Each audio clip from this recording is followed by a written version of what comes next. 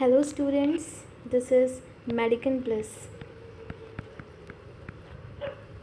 and today हम start करने जा रहे हैं बायोलॉजी और उसमें हम सबसे पहला चैप्टर जो ले रहे हैं वो लाइफ प्रोसेसेस है। और ये जो कोर्स है वो रैपिड लर्निंग कोर्स है क्लास 10th बोर्ड एग्ज़ाम्स के लिए। और जो सबसे पहला टॉपिक हम देखने जा रहे हैं यहाँ पे वो है लाइफ प्रोसेसेस। तो सबसे पहले ये जानते हैं कि हम कैसे पता करते हैं कि कोई चीज़ लिविंग है या फिर लिविंग नहीं है। तो जनरली आप ऐसा देखते हैं कि हम सांस लेते हैं, जानवर भी सांस लेते हैं, तो उससे पता चल जाता है कि वो लिविंग है। पर ये सही तरीका नहीं है क्योंकि प्लांट्स भी लिविंग होते हैं पर उन्हें सांस लेते तो हम देखते नहीं हैं। तो फिर एक्चुअल में ये डिसाइड कौन करेगा कि कोई चीज़ लिविंग है कि नहीं है? वो जो डिसीजन है वो यहाँ से होता है कि सेलुलर लेवल पे मूवमेंट्स हो रहा है कि नहीं हो रहा है। जैसे ये देखो लिखा है why are molecular movements needed for life. तो इसमें क्या लिखा है कि लिविंग ऑर्गेनिजम्स जो होते हैं ना वो एक वेल ऑर्गेनाइज स्ट्रक्चर्स होते हैं जिसमें टिश्यूज़ हैं, सेल्स हैं और सेल्स के अंदर भी कंपोनेंट्स हैं। ठीक है, और ये जो है ना ये अफेक्ट होते हैं एनवायरनमेंट से। तो एनवायरनमेंट से के इफ़ेक्ट से बचने के लिए है ना अंदर उसके जो प्रोसेसेस चल रहे होते हैं ताकि एनवायरनमेंट का कोई बैड इम्पैक्ट ना पड़े, उससे कंटिन्यूसली फाइटिंग करते रहता है सेल का इंटरनल कंपोनेंट्स। ठीक है, ताकि वो सरवाइव कर पाए। इसी को क्या बोल रहे हैं हम कि लिविंग है। मतलब कंटिन्यूसली सेल के अंदर ऐसे प्रोसेसेस होते जा रहे हैं जो बता रहे हैं कि जो सेल है या फिर जो ऑर्गेनिज्म है वो लिविंग है। So this organised ordered nature of living structure is very likely to keep breaking down over time अगर environment का effect पड़ेगा। So organisms will no longer be alive. So living creatures must keep repairing and maintaining their structures. वो अपने structure को repair करते हैं, maintain करते हैं, बाहर एक्सटर्नल जो चीज़ें उनको अफेक्ट कर रही है उससे फाइट करते हैं और ऐसा करके वो अपने आप को लिविंग रखते हैं। ठीक है, तो ये जो मॉलिक्यूल्स हैं जो सेल्स के अंदर मिलते हैं उनका कंटिन्यूसली मूवमेंट होता रहता है। Must move molecules around all the time. All the time क्या कर रहे हैं? ये मॉलिक्यूल्स मूव कर रहे हैं, इसीलिए हम क्या बोलते हैं इसे लिविंग प्रोसेस बोलते हैं। कि लिविंग रहने के लिए ये कंटिन्यूसली मूवमेंट देखने को मिल रहा है सेलुलर लेवल पे। कौन से लेवल पे देखने को मिल रहा है? सेलुलर लेवल पे मूवमेंट देखने को मिल रहा है। इससे डिसाइड होता है कि कोई चीज़ लिविंग है या नॉन लिविंग। ये जो मैं यहाँ पे आपको पढ़ा रही हूँ ये कम्प्लीटली एनसीईआरटी टेक्स्ट बुक से लिया हुआ है। एनसीईआरटी टेक्स्ट बुक ही आपको फॉलो करनी है अभी भी और फ्यूचर में भी अगर आप बायोलॉजी लेते हैं, because majority of the questions competitive exam और साथ ही साथ जो बोर्ड एग्ज़ाम्स में आते हैं वो पूरी की पूरी एनसीईआरटी बेस्ड होते हैं। ठीक है, तो अब यहाँ पे समझते हैं कि लाइफ प्रोसेस में एक्चुअली होता क्या है। ठीक है, तो सबसे पहले ये जो लाइफ प्रोसेस है कोई लिविंग है उसके अंदर जो भी प्रोसेसेस चल रहे हैं वो कंटिन्यूसली चलते ही रहेंगे। चाहे वो सो रहा है, वो जग रहा है, वो खड़ा है, वो कुछ भी काम कर रहा है, उसके सेल के अंदर की जो मूवमेंट है, कंपोनेंट्स की मूवमेंट है, वो चालू ही रहेंगी। अगर ये सेल है इसके अंदर ऑर्गेनल्स हैं, मॉलिक्यूल्स हैं, इनका मूवमेंट चलता ही रहेगा। चाहे वो जो इंसान है वो सो रहा है, जग रहा है, कुछ भी कर रहा है। ठीक है, और ये सारी चीज़ें किस लिए इम्पॉर्टेंट है? क्योंकि ये डैमेज को प्रिवेंट करती है और साथ ही एनर्जी को प्रोड्यूस करती है। क्या करती है? एनर्जी प्रोड्यूस करती है। किसी भी काम को करने के लिए एनर्जी की तो रिक्वायरमेंट होती ही है।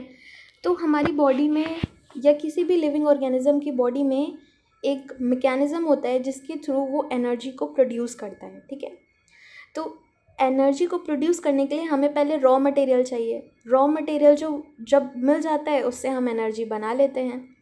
तो हर किसी को क्या चाहिए? Raw material. और रॉ मटेरियल कैसे मिलता है उसी को हम किस में समझते हैं? न्यूट्रिशन। ठीक है, तो सबके लिए अलग अलग तरीके का न्यूट्रिशन होता है, सबका फूड अलग अलग तरीके का होता है उनकी एनर्जी रिक्वायरमेंट के हिसाब से। ठीक है, तो जनरली हम जानते हैं कि जो ज़्यादातर फूड सोर्सेज जो आपको अवेलेबल होते हैं वो कार्बन बेस्ड होते हैं, ठीक है, कार्बन बेस्ड मॉलिक्यूल्स होते हैं और ये काफ़ी कॉम्प्लेक्स स्ट्रक्चर्स होते हैं। क्या होते हैं? Complex structures. लेकिन हमारी बॉडी या फिर किसी भी लिविंग ऑर्गेनिजम्स की बॉडी इन कॉम्प्लेक्स स्ट्रक्चर्स को डायरेक्टली यूटिलाइज नहीं कर सकती है एनर्जी प्रोडक्शन के लिए। इसलिए हम यहाँ पे क्या करते हैं, हम कॉम्प्लेक्स स्ट्रक्चर्स को ब्रोक डाउन करते हैं। किस में ब्रोक डाउन करते हैं? Simpler forms to obtain the energy. तो सिंपलर फॉर्म्स में हम कन्वर्ट करते हैं कॉम्प्लेक्स स्ट्रक्चर्स को और इससे हम क्या प्रोड्यूस करते हैं? एनर्जी प्रोड्यूस करते हैं, ठीक है। अब हमने यहाँ पे समझ लिया कि बेसिकली न्यूट्रिशन क्या है। न्यूट्रिशन एक रॉ मटेरियल है किसी भी लिविंग ऑर्गेनिजम्स को जो एनर्जी चाहिए उसके लिए, ठीक है। अब जो रिएक्शंस हमारी बॉडी में इनको ब्रेक करने के लिए होते हैं वो ऑक्सीडाइजिंग रेड्यूसिंग रिएक्शंस होते हैं। क्या होते हैं? ऑक्सीडाइजिंग रेड्यूसिंग रिएक्शंस होते हैं और ये मॉलिक्यूल्स को ब्रेक डाउन करते हैं। ऑक्सीजन मिलता कहाँ से है? ऑक्सीजन हमें आउटसाइड से मिलता है, ठीक है, आउटसाइड दी बॉडी, क्योंकि एयर में ऑक्सीजन होता है उसी से हमको ऑक्सीजन मिलता है, तो ये आउटसाइड द बॉडी है, ठीक है। और इस ऑक्सीजन को हम अपनी बॉडी में लाते हैं और उसके बाद वो कॉम्प्लेक्स स्ट्रक्चर्स को छोटे छोटे मॉलिक्यूल्स में ब्रेक करता है हमारे सेलुलर नीड्स को पूरी करने के लिए। इसी प्रोसेस को हम बोलते हैं रेस्पिरेशन। तो हमने न्यूट्रिशन समझ लिया। न्यूट्रिशन क्या है? न्यूट्रिशन जो फूड हम खाते हैं, रॉ मटेरियल जो हम अपनी बॉडी को देते हैं ताकि वो एनर्जी बना सके, इस प्रोसेस को बोल रहे हैं हम न्यूट्रिशन, ठीक है। उसके बाद जब इसको ब्रेक डाउन करने के लिए, ये कॉम्प्लेक्स स्ट्रक्चर को स्मॉलर स्ट्रक्चर्स में कन्वर्ट करने के लिए जो ऑक्सीजन हम बाहर से लेते हैं बॉडी के अंदर, उसको क्या बोलते हैं? उसको बोलते हैं रेस्पिरेशन, ठीक है। अब आगे देखते हैं सिंगल सेल्ड ऑर्गेनिज्म। जैसे कि ये सिंगल सेल्ड ऑर्गेनिज्म है तो ये सेल है और यही ऑर्गेनिज्म भी है, ठीक है। लेकिन इसके बाहर क्या है? इसके बाहर एनवायरनमेंट है, एनवायरनमेंट है। तो एनवायरनमेंट में एयर भी होगा, एनवायरनमेंट में ऑक्सीजन भी होगा, एनवायरनमेंट में ही रॉ मटेरियल भी उसको मिलेगा।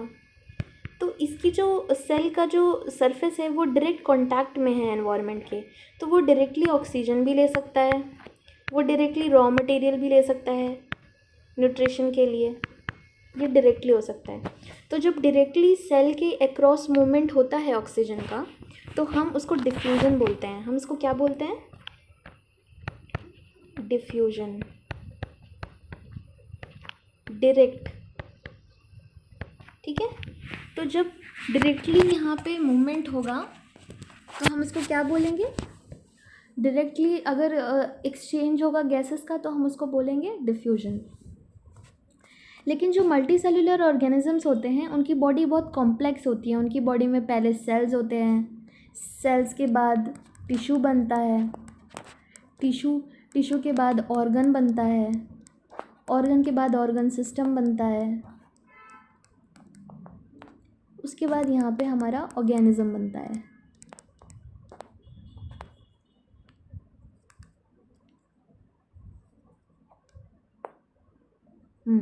उसके बाद हमारे यहाँ पे क्या बनता है? ऑर्गेनिज्म बनता है।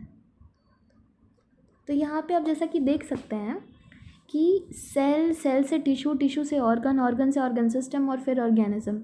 तो यहाँ पे एक मल्टी सेलुलर, एक मल्टी ऑर्गन सिस्टम है। यहाँ पे एनवायरनमेंट से डायरेक्ट कांटेक्ट नहीं है सेल का, इसलिए यहाँ जो चीज़ें होती हैं वो नॉर्मल डिफ्यूजन नहीं होता है। यहाँ पे सिंपल डिफ्यूजन काम नहीं आएगा। So simple diffusion will not meet the requirements of all the cells. सारे सेल्स की रिक्वायरमेंट सिर्फ सिंपल डिफ्यूजन से नहीं होगी, इसीलिए यहाँ पे अलग स्ट्रक्चर होते हैं। जैसे कि हमारी बॉडी में लंग्स होता है, ठीक है, तो हम नोज़ के थ्रू एयर को इनहेल करते हैं, वो हमारे लंग्स तक पहुँचता है, लंग्स गैसियस एक्सचेंज करता है और फिर वो जो ऑक्सीजन है वो हमारी ब्लड में जाता है। ब्लड हमारी ऑक्सीजन को हमारी बॉडी के सेल्स में लेके जाती है और वहाँ पे उसको प्रोवाइड कराती है और फिर वहाँ से सेलुलर नीड उसकी पूरी होती है और कॉम्प्लेक्स स्ट्रक्चर्स को स्मॉलर स्ट्रक्चर्स में कन्वर्ट करके एनर्जी प्रोड्यूस होती है, ठीक है। तो ये पूरा प्रोसेस होता है ह्यूमन बॉडी में। इसलिए सिंपल डिफ्यूजन हम किसके लिए होता है? सिंगल सेल्ड ऑर्गेनिजम्स के लिए क्या होता है? जिनके पास सिर्फ सिंगल सेल है, सिंपल डिफ्यूजन होता है। और अगर मल्टी सेलुलर ऑर्गेनिज्म है तो उनके लिए एक कॉम्प्लेक्स प्रोसेस होगा। ठीक है, ठीक है। अब यहाँ पे कुछ क्वेश्चंस हैं, इनको फट से देख लेते हैं। Why is diffusion insufficient to meet the oxygen requirements of multi cellular organisms like human beings. तो मैंने अभी आपको बताया था, ऐसा इसलिए होता है क्योंकि multi cellular organisms like human beings के cells are not in direct contact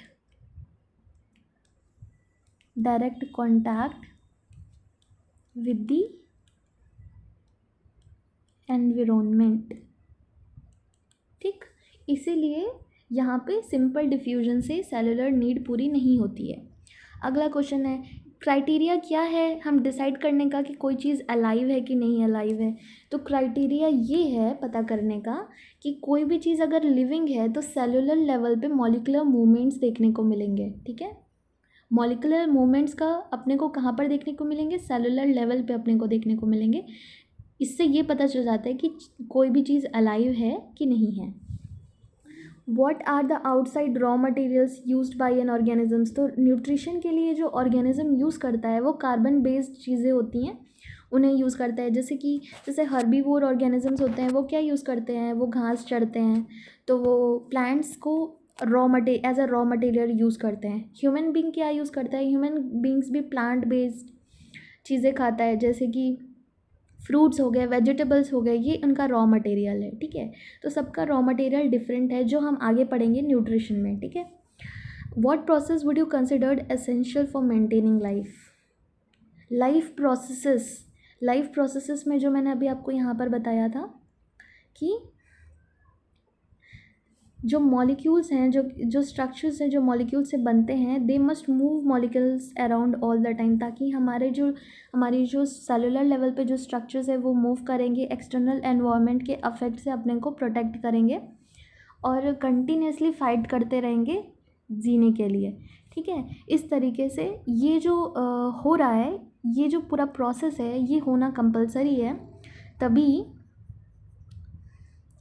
life maintain हो सकती है। ठीक है, तो ये एक छोटा सा पॉइंट था। यहाँ से ज़्यादातर आपसे एमसीक्यू पूछ सकते हैं या फिर आपसे ये पूछ सकते हैं कि मल्टी सेलुलर ऑर्गेनिजम्स में और ऑक्सीजन की रिक्वायरमेंट कैसे पूरी होती है, वो मैंने आपको यहाँ पे क्लियर कर दिया है। ठीक है, उसके बाद हम अगला टॉपिक उठा रहे हैं। यहाँ पे अगला टॉपिक है न्यूट्रिशन। ठीक है, चलिए समझते हैं न्यूट्रिशन क्या है।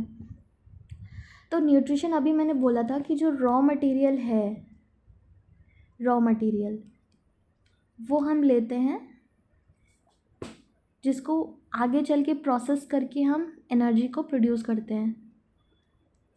तो इस न्यूट्रिशन को अपनी बॉडी में लेने की जो प्रोसेस है वो हम यहाँ पे समझते हैं। सबका जो टाइप ऑफ न्यूट्रिशन है वो अलग अलग होता है। ठीक है, जो रॉ मटेरियल हम यूज़ करते हैं ज़रूरी नहीं है वही रॉ मटेरियल दूसरा यूज़ करे एनर्जी के लिए, तो सबका अलग अलग होता है। प्लांट्स अलग चीज़ें यूज़ करते हैं, एनिमल्स अलग चीज़ें यूज़ करते हैं, फंगस अलग चीज़ें यूज़ करता है। ठीक है, तो सबसे पहले हम समझते हैं कि डिफरेंस क्या है। जैसे ऑर्गेनिजम्स है ना, जैसे कि सिंपल ऑर्गेनिजम्स हैं, जैसे कि प्लांट्स हो गए, तो इनको क्या चाहिए, इनको कार्बन डाइऑक्साइड चाहिए, इनको वाटर चाहिए, CO2, H2O, इनको ये सारी चीज़ें चाहिए अपना फूड तैयार करने के लिए। क्योंकि देखो यहाँ पे एक और चीज़ समझने की है, प्लांट्स अपना फूड खुद तैयार करते हैं, इसलिए हम उन्हें ऑटोट्रॉफ्स बोलते हैं। क्या बोलते हैं हम उन्हें, autotrophs. Autotrophic mode of nutrition का मतलब ही यही है कि अपना खाना खुद बनाओ। ठीक है, हम अपना खाना खुद बनाते हैं या फिर हमारे घर पे हमारी मम्मी खाना बनाती हैं, इसका मतलब ये नहीं है कि उनका भी ऑटोट्रॉफिक मोड ऑफ न्यूट्रिशन हो गया। ऑटोट्रॉफिक मोड ऑफ न्यूट्रिशन का मतलब ये है कि रॉ मटेरियल ही हमने खुद तैयार किया है। हम जो चीज़ें बनाते हैं वो हम कहीं से लेके आते हैं, हम प्लांट्स को लेके आते हैं, हम फ्रूट्स को लेके आते हैं, वेजिटेबल्स लेके आते हैं। ठीक है, लेकिन ये जो प्लांट्स हैं ये अपना रॉ मटेरियल भी खुद ही तैयार करते हैं। ठीक है, इसीलिए इनके मोड ऑफ न्यूट्रिशन को हम क्या बोलते हैं, ऑटोट्रॉफिक मोड ऑफ न्यूट्रिशन। तो सबसे पहले हम समझ लेते हैं यहाँ पे ऑटोट्रॉफिक मोड ऑफ न्यूट्रिशन। तो ऑटोट्रॉफिक मोड ऑफ न्यूट्रिशन में कार्बन डाइऑक्साइड यूज़ होता है, वाटर होता है, in the presence of sunlight, in the presence of sunlight and chlorophyll, chlorophyll एक पिगमेंट है, इन सब की प्रेजेंस में कार्बोहाइड्रेट का बनना, it is known as autotrophic nutrition, जो प्लांट्स करते हैं. So here what happens, a material is taken in the form of carbon dioxide and water which is converted into carbohydrate in the presence of sunlight and chlorophyll. आपको ये definition याद होनी चाहिए, ठीक है. तो the process of the formation of carbohydrate or sugar from carbon dioxide and water in the presence of sunlight and chlorophyll, this is autotrophic nutrition. और ये जो हमने यहाँ पे कार्बोहाइड्रेट यानी कि जो हमने ग्लूकोज तैयार किया है,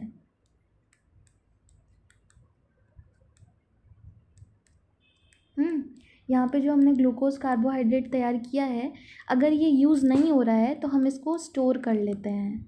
देखिए, या तो ये यूज़ हो सकता है, और अगर ये यूज़ नहीं हो रहा है तो ये स्टोर कर सकते हैं. स्टोर किस फॉर्म में होता है? स्टार्च के फॉर्म में.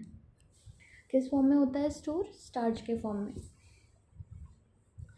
तो यहाँ पे इंटरनल एनर्जी जो होती है वो रिज़र्व होती है स्टार्च के फॉर्म में, ठीक है.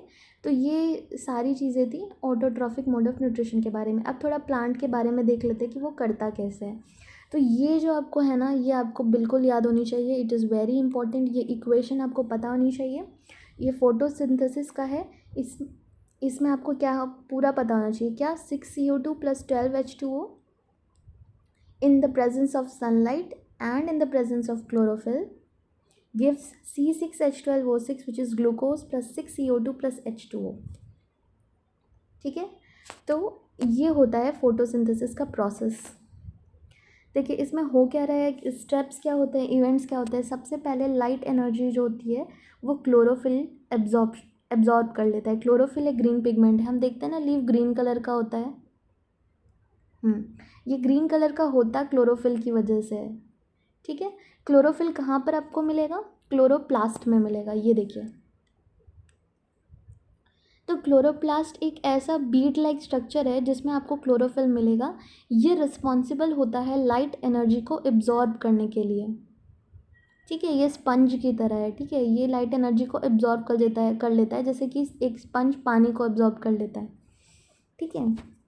उसके बाद इस लाइट एनर्जी को केमिकल एनर्जी में कन्वर्ट किया जाता है by splitting of water molecules into hydrogen and oxygen. तो यहाँ पे जो ये आप वाटर ले रहे हैं 12H2O, ये ब्रेक होता है हाइड्रोजन ऑक्सीजन में और लाइट एनर्जी को केमिकल एनर्जी में कन्वर्ट करता है. लाइट एनर्जी क्या है? यहाँ पे सनलाइट है, ठीक है. और सनलाइट से आपने यहाँ पे एक केमिकल तैयार कर दिया विच इज़ अ ग्लूकोज, ठीक. और साथ ही साथ कार्बन डाइऑक्साइड कार्बोहाइड्रेट में रिड्यूस हो जाता है, ठीक है. तो 6CO2 ग्लूकोज में रिडक्शन हो जाता है, ठीक. ये हमने पूरा प्रोसेस समझ लिया. किसका समझ लिया पूरा प्रोसेस? फोटोसिंथेसिस का प्रोसेस. अब यहाँ पे आप ये जो क्रॉस सेक्शन है लीफ की, आप थोड़ा ये याद कर लीजिएगा, इसको अच्छे से याद कर लीजिएगा. इसमें क्या है? क्लोरोप्लास्ट देखने को मिल रहा है जो कि ग्रीन कलर का पिगमेंट विच इज़ क्लोरोफिल को अपने अंदर रखता है. ये यहाँ पे गार्ड सेल है. ये वाला जो एरिया खाली पड़ा है, यहाँ से अंदर एयर जाती है, इसको बोलते हैं स्टोमेटा, ठीक है. स्टोमेटा. और यहाँ पे एपिडर्मिस मतलब कि बस एक लेयर है, ठीक है. और यहाँ पे आप देख सकते हैं कि फ्लोएम और जाइलम भी है, वेस्कुलर बंडल है. देखिए, लीव में ना और प्लांट्स में फ्लोएम और जाइलम होता है. फ्लोएम और जाइलम के फंक्शंस होते हैं. जाइलम का फंक्शन होता है रूट से वाटर और मिनरल्स को प्लांट तक लेके जाना, और फ्लोएम का होता है काम, ये जो ग्लूकोज हमने अभी तैयार किया है इसको हर जगह पहुंचाना, ठीक. ये दो चीज़ें हैं फंक्शन, तो आपको ये पता होना चाहिए. चलिए, अब ये जो है स्टोमेटा का आपको ये डायग्राम याद होना चाहिए, ठीक है. ये डायग्राम आपने याद करना है. इसमें कुछ नहीं है, बस सिंपल सा देखिए, एक स्टोमेटल का पोर है. स्टोमेटल पोर मतलब एक खाली सा गड्ढा या होल. बगल में यहाँ गार्ड सेल्स हैं. गार्ड सेल्स में आप क्या देख सकते हैं? क्लोरोप्लास्ट है यहाँ पे, ठीक है। तो ये जो स्टोमेटल पोर है ये टाइनी पोर्स होते हैं और ये लीफ में प्रेजेंट होते हैं। यहाँ से गैशियस एक्सचेंज होता है। किसका गैशियस एक्सचेंज यहाँ पे बात हो रही है? लीफ की, यानी कि प्लांट की बात हो रही है, ठीक है। और यहाँ पर क्या होता है? फोटोसिंथेसिस। तो प्लांट्स को फोटोसिंथेसिस के लिए जो CO2 चाहिए होता है, कार्बन डाइऑक्साइड चाहिए होता है, वो इसी पोर से अंदर की तरफ जाता है और ये लीफ में प्रेजेंट होता है। ये एक्चुअल में गैशियस एक्सचेंज हो रहा है यहाँ पे, ठीक है। और प्लांट जो है वो इन पोर्स को क्लोज करता है और ओपन जब ये पोर क्लोज होते हैं तो गैशियस एक्सचेंज रुक जाता है, जब ये पोर ओपन हो जाते हैं तो गैशियस एक्सचेंज हो जाता है। और हो क्या रहा है यहाँ पे? CO2 अंदर जा रहा है, O2 बाहर आ रहा है। तो अब आप ये सोचिए कि ये पोर बंद और खुल कैसे रहे हैं। जैसे कि यहाँ पे आप देखिए, जो A वाला डायग्राम है ये ओपन है, पोर यहाँ पे ओपन है, और B यहाँ पे पोर क्लोज है। ये कैसे हो रहा है? ये ऐसे हो रहा है कि ये जो गार्ड सेल्स आप देख पा रहे हैं, यहाँ पे गार्ड सेल्स फूले हुए हैं, ये देखिए। और यहाँ पे ये श्रिंक है। श्रिंक मतलब कि जैसे गुब्बारे में आप हवा भरते हैं तो वो फूल जाता है और फिर आप हवा निकाल देते हैं तो वो श्रिंक हो जाता है। ऐसे ही गार्ड सेल्स होता है। गार्ड सेल्स में पानी भर दो तो वो फूल जाता है, और अगर उसमें से पानी निकाल दो तो वो श्रिंक हो जाता है। तो जब हम वो भरते हैं ना तो बीच में स्पेस बन जाता है, तो ये ओपन हो गया स्टोमेटा। जब हम पानी निकाल देते हैं तो वो श्रिंक हो जाता है, तो बीच के पोर को वो ढक देता है या बंद छोटा कर देता है। तो ये है तरीका स्टोमेटा का बंद होने का और चालू होने का गैशियस एक्सचेंज के लिए, ठीक है।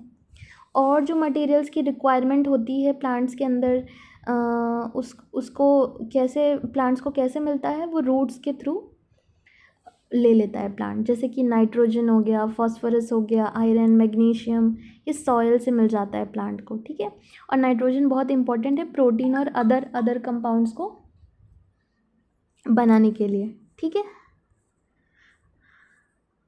और इनऑर्गेनिक नाइट्रेट्स और नाइट्राइट्स भी ले लेता है प्लांट। कैसे ले लेता है? रूट से और एनवायरनमेंट से। अब हम यहाँ पे पढ़ते हैं अलग टाइप ऑफ न्यूट्रिशन। पहले हमने ऑटोट्रॉफिक पढ़ लिया, ठीक है। ऑटोट्रॉफिक हमने पूरा समझ लिया यहाँ पे। अब हम यहाँ पे पढ़ते हैं हेट्रोट्रॉफिक मोड ऑफ न्यूट्रिशन। तो भाई हेट्रोट्रॉफिक मोड ऑफ न्यूट्रिशन क्या है? तो हेट्रोट्रॉफिक मोड ऑफ न्यूट्रिशन आप समझ लीजिए जैसे कि खाना आपको बना बनाया मिल रहा है, ठीक है। अभी ऊपर हमने देखा कि खाना बनाना पड़ रहा है, खाने को तैयार करना पड़ रहा है, रॉ मटेरियल। यहाँ पे आपको बना बनाया मिल रहा है, ठीक है। ऐसे ऑर्गेनिजम्स जो बना बनाया खाना लेते हैं उनको हम कहते हैं हेट्रोट्रॉफ्स। तो एग्जांपल क्या हो गया? ह्यूमन बीइंग हो गए, एनिमल्स हो गए, ठीक है। और जितने भी टाइप के एनिमल्स हैं, मोल्ड्स हैं, ये सारे क्या होते हैं? ये रॉ मटेरियल यूज़ जो है वो डायरेक्टली लेते हैं, ये बनाते नहीं हैं, बस डायरेक्ट यूज़ करते हैं। इसीलिए हम इनको क्या बोलते हैं? हेट्रोट्रॉफ्स। अब जैसे यूज़ क्या क्या कर सकते हैं भाई न्यूट्रिशन के लिए? ग्रास यूज़ कर सकते हैं, या फिर अगर कोई कार्निवोर है तो वो डियर को खा लेगा, जैसे कि लायन हो गया, ठीक है। तो ये हो गया हमारा न्यूट्रिशन, हेट्रोट्रॉफिक न्यूट्रिशन। और यहाँ पे जो अपने को फूड, कॉम्प्लेक्स फूड मिल रहा है उसको हम ब्रेक करके सिंपलर फॉर्म में कन्वर्ट करेंगे और फिर वो एब्जॉर्ब हो जाएगा। लेकिन कुछ ऐसे ऑर्गेनिजम्स होते हैं उनका थोड़ा तरीका अलग होता है न्यूट्रिशन का। उसमें क्या करते हैं ना ये लोग, हम क्या करते हैं कि हम अपने माउथ से, ये हो गया, हाँ, तो हम अपने माउथ से फूड को अंदर की तरफ लेते हैं, फिर ये अंदर की तरफ जाता है, स्टमक में जाता है,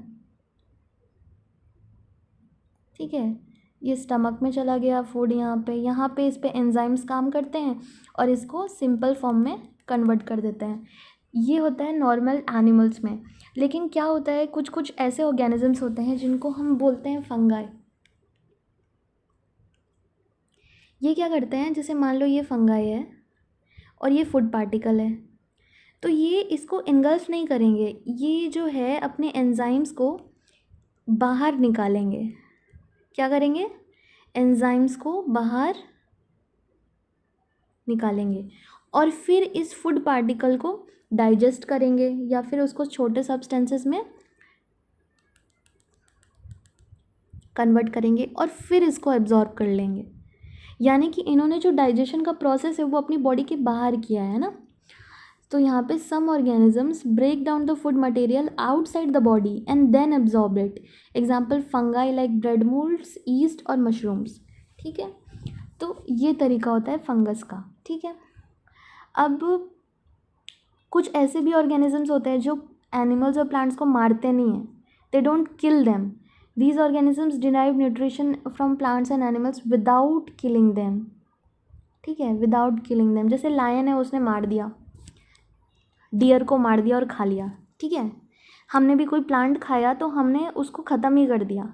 लेकिन ये जो होते हैं ना, ये ख़त्म नहीं करते। जैसे कि पैरासिटिक न्यूट्रिटिव स्ट्रैटेजी, इसमें क्या करते हैं, वो उस ऑर्गेनिजम्स पे रहते हैं और उनको जीने भी देते हैं और उनसे न्यूट्रिशन लेते रहते हैं। जैसे कि टिक्स होता है, टिक्स, लाइस, लीच, टेपवॉर्म है ना, कसकुटा।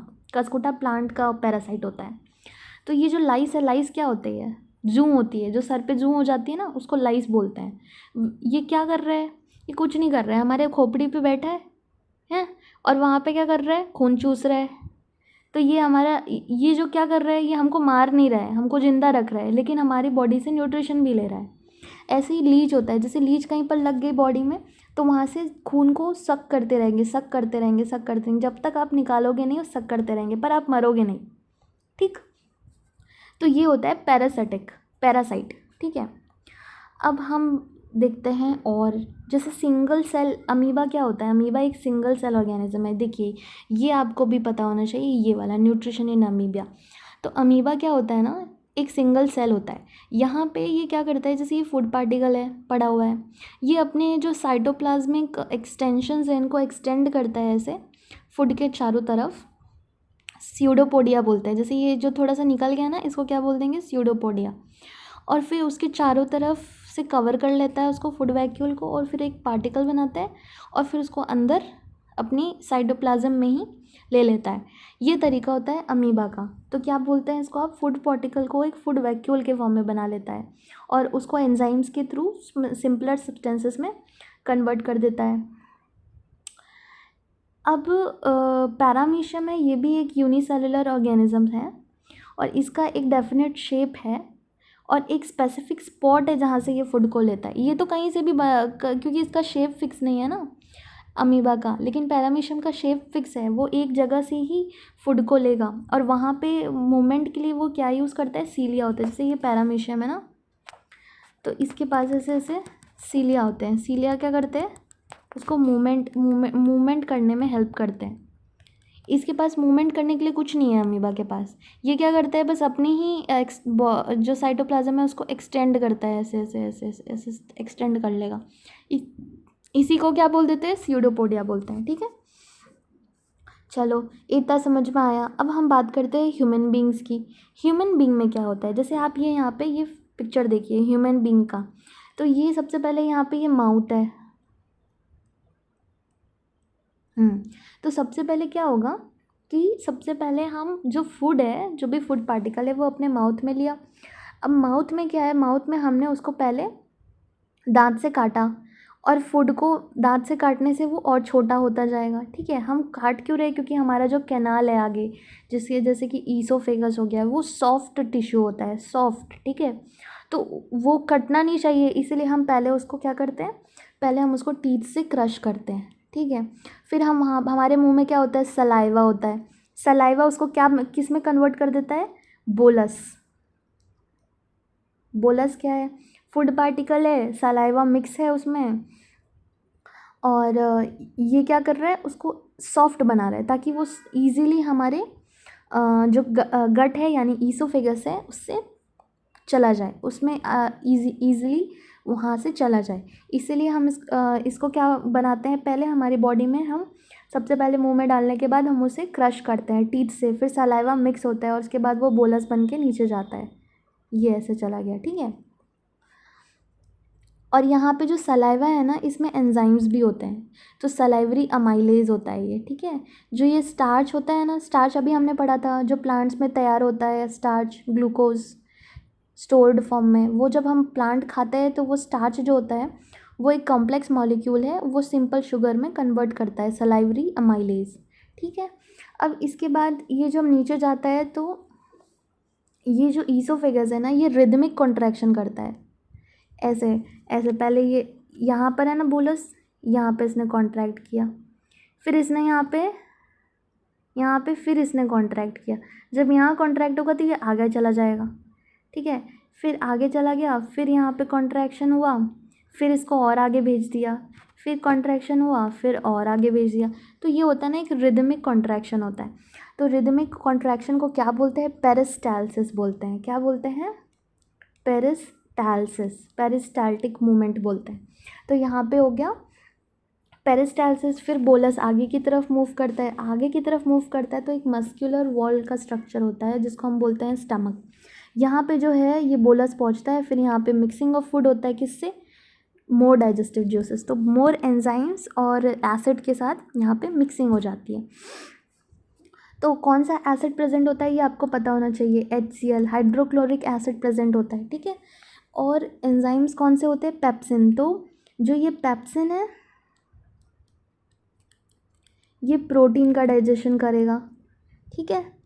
और अभी हमने देखा था सलाइवरी अमाइलेज, सलाइवरी अमाइलेज ये किसका डाइजेशन कर रहा था? ये डाइजेस्ट कर रहा था स्टार्च को, ठीक। अब यहाँ पे साथ ही साथ क्या होता है? यहाँ पे म्यूकस होता है। तो हमारी सारी बॉडी के जो ऑर्गन्स हैं ना वो बहुत सॉफ्ट टिश्यू के बने होते हैं, तो उनको एसिड से बचाने के लिए कि वो जल ना जाए उसके लिए हमारे पास क्या मिलता है? म्यूकस। म्यूकस भी सिक्रेट होता है। तो एसिडिटी आप जानते हैं? एसिडिटी क्या है? हाँ, एसिडिटी में ये होता है ना कि कभी कभी ये जो यहाँ पे वॉल्व होती है जो इसको बंद कर देती है, इसको आगे भेजने के बाद वो थोड़ी सी खुली रह जाती है, तो ये स्टमक में जो एसिड है ना वो ऊपर की तरफ चला जाता है। अब यहाँ पे म्यूकस नहीं होता है या कम होता है, म्यूकस यहाँ पे कम होता है। तो क्या होता है ना कि हमें यहाँ पे जलन फील होती है, इसी को हम क्या बोलते हैं? एसिडिटी बोलते हैं, ठीक है। क्या बोलते हैं? एसिडिटी बोलते हैं। अब यहाँ पे जलन क्यों नहीं फील होती स्टमक में? क्योंकि यहाँ पे म्यूकस है। म्यूकस क्या है? म्यूकस एकदम जेल जैसा है, जैसे जेल होता है ना वैसे जेल जैसा होता है, और ये एकदम लाइनिंग होती है इसकी, मतलब टिश्यू के जस्ट आगे प्रेजेंट होगा, और वो बिल्कुल इसको जलने से बचा लेता है, ठीक है। अब फिर यहाँ से हमने देखा कि स्टमक से फिर अब ये पहुँच गया छोटे वाले इंटेस्टाइन में, स्मॉल इंटेस्टाइन में। अब स्मॉल इंटेस्टाइन जो होता है वो ह्यूमन बींग में तो लॉन्गेस्ट पार्ट होता है, ठीक है, और हर्बीवोर्स में और लंबा होता है क्योंकि वो ग्रास खाते हैं। ग्रास को ना ज़्यादा डाइजेस्ट करने की ज़रूरत होती है, इससे क्योंकि वो सेल्यूलोज होता है उसमें, तो इनको डाइजेस्ट करने के लिए ज़्यादा टाइम भी चाहिए होता है और ज़्यादा टाइम लगता है उसको डाइजेस्ट करने में। इसीलिए यहाँ पे जो लॉन्गेस्ट पार्ट होता है वो स्मॉल इंटेस्टाइन होता है। लेकिन जो अदर ऑर्गेनिजम्स हैं जैसे कि कार्निवोर हो गए, जैसे कि टाइगर हो गया, तो वो डायरेक्ट एनिमल्स को खाते हैं, इसलिए उनका जो इंटेस्टाइन है वो छोटा होता है। तो आपको ये पता होना चाहिए कि लार्जर इंटेस्टाइन किसका होता है? ग्रास ईटिंग वालों का। और शॉर्टर किसका होता है? टाइगर का। हमारा कैसा होता है? हमारा बीच का होता है, ना छोटा होता है ना बड़ा होता है, ठीक है। अब जो स्मॉल इंटेस्टाइन है उसमें कंप्लीट डाइजेशन ऑफ फूड होता है, ठीक है। तो ये आपसे क्वेश्चन पूछ सकते हैं कि भाई सब कंप्लीट डाइजेशन कहाँ हो जाता है? तो कंप्लीट डाइजेशन स्मॉल इंटेस्टाइन में हो जाता है, लार्ज इंटेस्टाइन में नहीं होता। कहाँ होता है? स्मॉल इंटेस्टाइन में होता है कंप्लीट डाइजेशन। तो कार्बोहाइड्रेट, प्रोटीन्स और फैट है, इनका कंप्लीट डाइजेशन हो जाता है। और यहाँ पर ये आप देख सकते हैं ना, यहाँ पे ये स्ट्रक्चर है पैंक्रियाज। पैंक्रियाज ये भी एंजाइम सिक्रीट कर देता है स्मॉल इंटेस्टाइन में। तो ये पैंक्रियाज क्या करता है? पैंक्रियाटिक एंजाइम सिक्रीट करता है। और साथ ही साथ यहाँ जो लिवर है, ये लिवर क्या करता है? ये भी एंजाइम सिक्रीट करता है फैट को डाइजेस्ट करने के लिए, और बाइल सिक्रीट करता है। नो एंजाइम्स, बाइल सिक्रीट करता है। बाइल जो है वो क्या करता है? वो इमल्सिफिकेशन करता है फैट ऐसे बड़े बड़े लार्ज गोब्यूल्स के फॉर्म में होते हैं, इनको ना ऐसे छोटे छोटे गोब्यूल्स के छोटे छोटे जो है ना उसके फॉर्म में कन्वर्ट कर देता है। क्या करता है? इसी को प्रोसेस को क्या बोलते हैं? Emulsification of fat. तो ये जो लार्ज होते हैं ना उनको स्मॉलर ग्लोब्यूल्स में कन्वर्ट करता है बाय इंक्रीजिंग द, और छोटा करने के बाद जो एक्शन होती है एंजाइम की वो बढ़ जाती है, ठीक है। इसको बोलते हैं ना इमल्सिफाइंग एक्शन, ठीक है। और जो पैंक्रियाज है वो ट्रिप्सिन सिक्रीट करते हैं जो प्रोटीन्स को डाइजेस्ट करता है, और लाइपेज सिक्रीट करते हैं जो फैट्स को डाइजेस्ट करता है। तो अभी मैं यहाँ पे एक चीज़ लिख देती हूँ, आप एक बार देख लीजिए। हमने पढ़ा था सलाइवरी अमाइलेज, ठीक है। ये स्टार्च को कर रहा था डाइजेस्ट।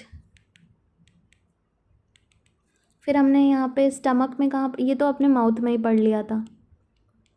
फिर हमने यहाँ पे पढ़ा था स्टमक में हमने पढ़ा था HCl एंड पेप्सिन। तो ये जो पेप्सिन था ये प्रोटीन को डाइजेस्ट कर रहा था, ठीक है। डाइजेस्ट का मतलब सिंपल मतलब ये होता है कि बड़े पार्टिकल्स को छोटे पार्टिकल्स में कन्वर्ट करना। और HCl भी क्या करता है, ये भी ब्रेक डाउन करता है, साथ ही साथ ये एंटी माइक्रोबियल एक्टिविटी भी होती है इसकी, माइक्रोब्स को भी किल कर देता है ये, ठीक है। एंटी माइक्रोबियल हो गया, ये पेप्सिन हो गया। उसके बाद यहाँ तक हम पहुँच गए, माउथ हो गया, स्टमक हो गया। अब हम जाते हैं स्मॉल इंटेस्टाइन में। तो स्मॉल इंटेस्टाइन में जो पैंक्रियाज है वो कौन सी एंजाइम दे रहा है, यहाँ पे हमारा देखो सबसे पहला जो एंजाइम है वो ट्रिप्सिन है, ये भी प्रोटीन को डाइजेस्ट कर रहा है, ठीक है। एंड साथ ही हमारा यहाँ पे और क्या है, लाइपेज है। ये इमल्सिफाइड जो फैट हमने बना दिया था ना बाइल के हेल्प से, इनको डाइजेस्ट कर रहा है।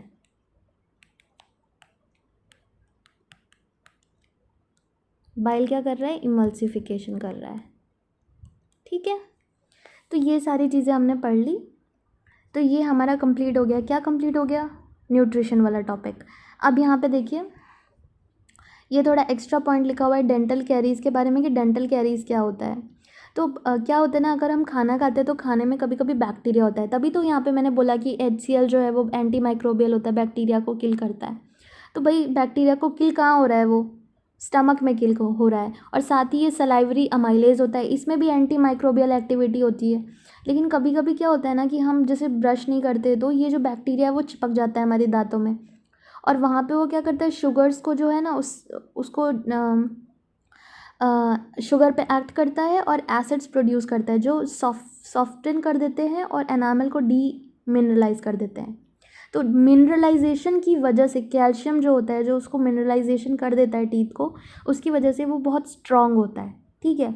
लेकिन एसिड बनाने की वजह से ये क्या कर रहा है, इसको डीमिनरलाइज कर दे रहा है, मतलब इसको वीक बना दे रहा है, सॉफ्ट बना दे रहा है। तो क्या करेगा, एनामल जो होगा वो डीमिनरलाइज हो जाएगा, सॉफ्ट हो जाएगा। उसके बाद ये जो है बैक्टीरिया वो फूड पार्टिकल की तरह वहाँ पे स्टिक हो जाता है, चिपक जाता है, और इसकी वजह से बना लेता है डेंटल प्लेक। अब जैसे ये दांत है और ना यहाँ डेंटल प्लेक बन गया, ठीक। तो ये दांत है उसके ऊपर डेंटल प्लेक बन गया। अब क्या होगा ना कि एसिड वो अंदर ही अंदर बनाता रहेगा और इसको एनामल को और अंदर तक खाता रहेगा। खाने का इन द सेंस मतलब ये कि डिज़ोल्व करता रहेगा उसको, ठीक है। अब ब्रशिंग करना क्यों ज़रूरी है, क्योंकि ये इनामल को रिमूव कर देता है ब्रशिंग, ठीक है, इसलिए ब्रशिंग इम्पॉर्टेंट है। लेकिन यही बात है ना कि फिर एसिड जो है सलाइवरी अमाइलेज वो एक्ट नहीं कर पा रहा है इस पर, क्योंकि इसने तो प्लेक बना दिया यहाँ पे, इसीलिए ब्रशिंग इम्पॉर्टेंट है ताकि प्लेक रिमूव हो जाए और फिर जो सलाइवरी अमाइलेज है वो बैक्टीरिया को किल कर देगा और फिर डीमिनरलाइजेशन नहीं होगा हमारी इनामल का, ठीक है।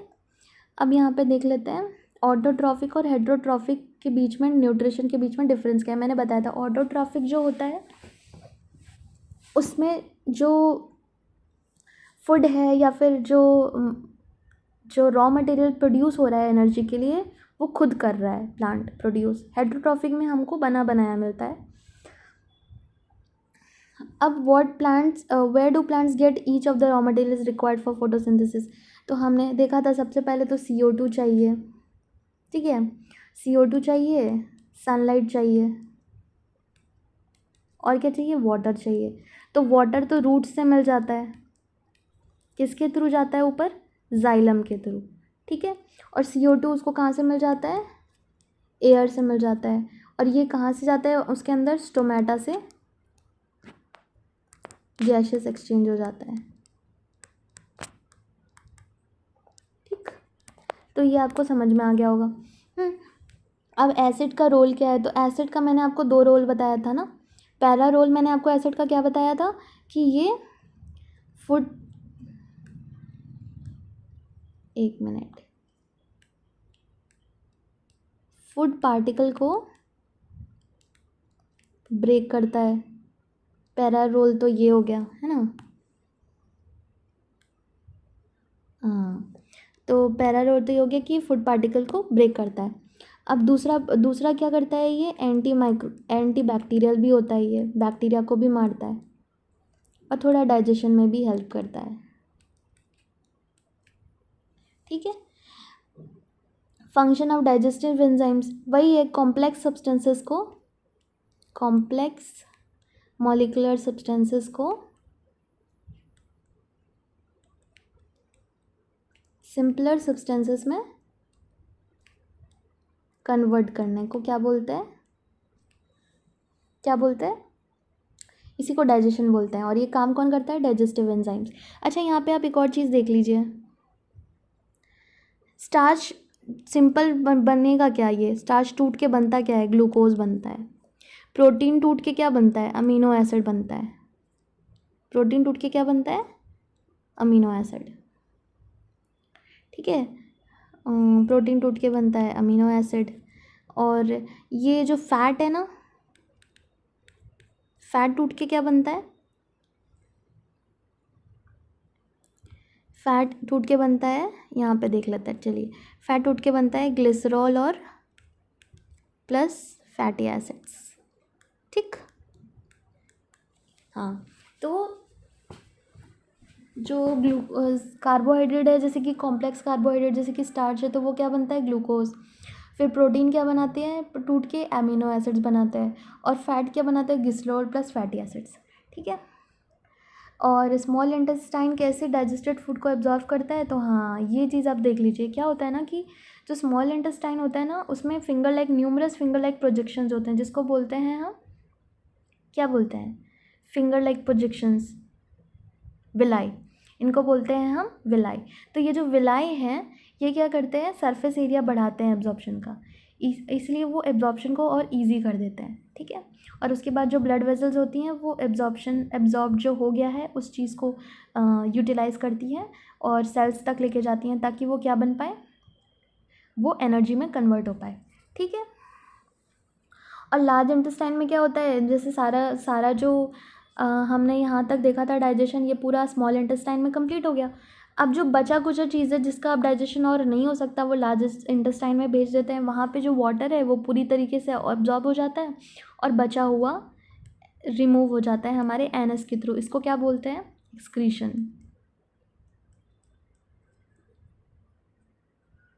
ठीक है। तो हमारे एनस के थ्रू क्या जा रहा है, जो वेस्ट प्रोडक्ट है ना, वो बाहर निकल जा रहा है, ठीक, ठीक है। तो अब हमने यहाँ पर कंप्लीट कर लिया है फर्स्ट वाला टॉपिक, जो कि है लाइफ प्रोसेसेस का न्यूट्रिशन, ठीक है। अब उसके बाद हम अगला जो हमारा लेक्चर होगा उसमें हम नेक्स्ट टॉपिक लेंगे। अभी हम थोड़े से CBSE के क्वेश्चन पेपर को देख लेते हैं एक बार। तो यहाँ पे देखा है, ये देखिए, यहाँ पे सबसे पहला क्वेश्चन है कि ऑटोट्रॉफ्स को, यस, ऑटोट्रॉफ्स को CO2 कहाँ से मिलता है और नाइट्रोजन कहाँ से मिलता है अपने फूड के लिए। तो अभी मैंने बताया था कि CO2 गैशियस एक्सचेंज के थ्रू मिल जाता है।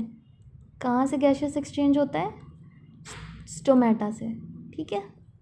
और नाइट्रोजन हमको कहाँ से मिल जाता है, सॉइल से मिल जाता है, ठीक है।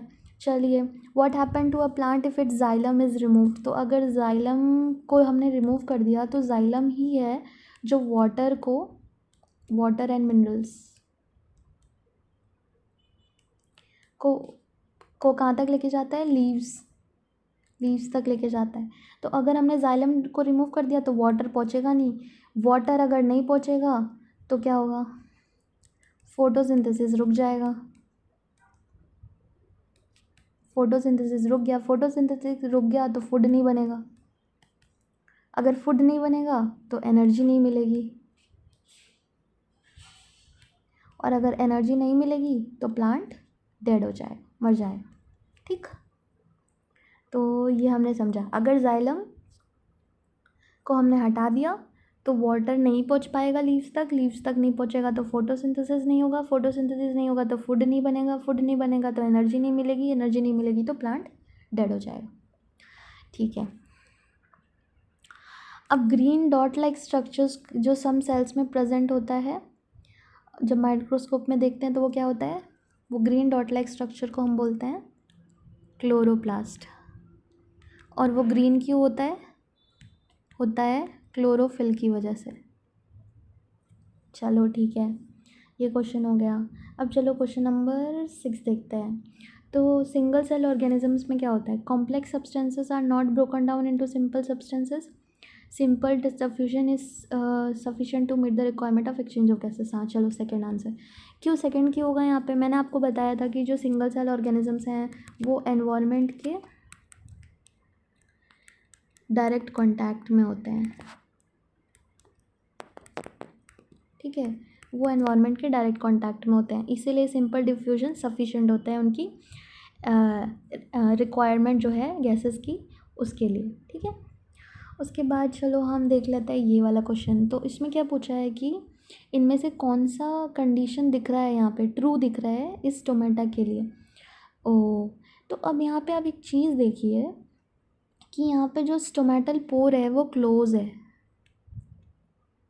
अच्छा, पोर क्लोज है, पोर क्लोज करने के लिए अपने को गार्ड सेल्स क्या करने हैं, श्रिंक करने हैं। गार्ड सेल्स श्रिंक कब होते हैं, गुब्बारे में अगर आपने पानी भरा है तो वो स्वेल करता है, श्रिंक कब करता है, जब आपने उसकी पानी निकाल दिया हो। तो जब लार्ज अमाउंट ऑफ वाटर जो है वो गार्ड सेल से बाहर चला जाता है तो ये गार्ड सेल्स श्रिंक हो जाते हैं। ठीक है, हाँ ठीक है। अब चलिए ये अगला क्वेश्चन देख लेते हैं। 10, nitrogen is an essential element for plant growth and is taken up by the plants in the form of inorganic nitrates और nitrites. The soil is the nearest and richest source of raw materials like nitrogen, phosphorus and other minerals for the plant. बिल्कुल सही, ए भी सही है और उसका explanation भी सही है, इसीलिए इसका आंसर क्या हो जाएगा, ए हो जाएगा। ठीक है, अब चलिए इसका आगे क्वेश्चन देख लेते हैं। फ्लोएम टिश्यू के दो कंपोनेंट बताइए। देखिए फ्लोएम टिश्यू में होता है sieve tubes, companion cells, sieve tubes, companion cells और phloem parenchyma.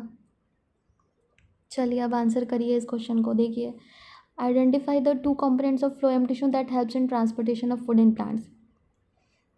Phloem parenchyma, sieve tubes and companion cells, phloem parenchyma and companion cells, phloem fibres and sieve tubes. तो actual में जो food का transportation हो रहा है ना वो सीव ट्यूब्स और कंपेनियन सेल्स के थ्रू होता है। ठीक है, तो इसका आंसर हो गया बी। चलिए अब हम यहाँ पे एक और क्वेश्चन कर लेते हैं। तो यहाँ पे बोल रहा है a student was asked to write a step wise procedure to demonstrate that the carbon dioxide is necessary for photosynthesis, he wrote the following step. तो जैसे ये जो है ये आपने अपनी क्लासेस में पढ़ा होगा, ये एक टेस्ट है जो परफॉर्म किया गया था ये पता करने के लिए कि कार्बन डाइऑक्साइड जो है वो इम्पॉर्टेंट है कि नहीं। ठीक है, तो जैसे सबसे पहले ये जो है ना, देखो आप ये देख रहे हो, एक ये है, दो जार हैं, इसको रख दिया। ठीक है, एक में KOH है और एक में नहीं है।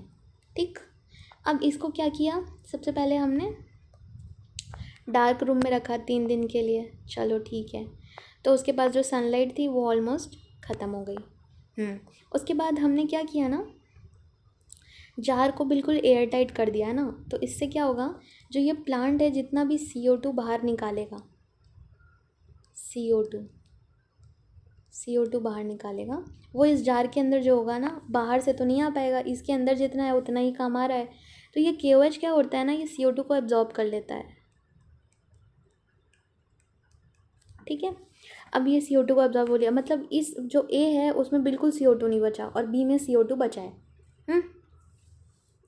अब क्या कर रहे हैं कि दोनों प्लांट को जब ये कर लिया तो उसके बाद हम इसको रखेंगे